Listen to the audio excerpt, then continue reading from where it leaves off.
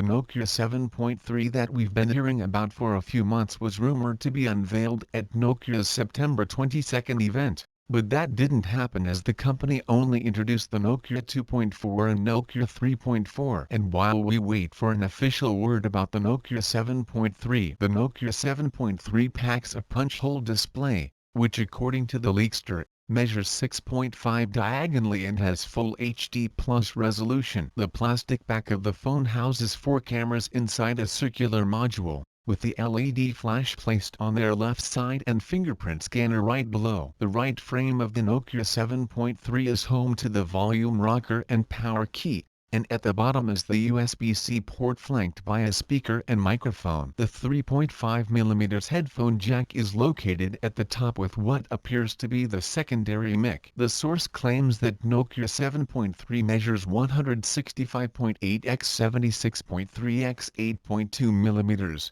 and it's rumored to come with a Snapdragon 690 SoC, 24MP selfie camera, 48MP primary camera, and a 4000 mAh battery with 18W fast charging support.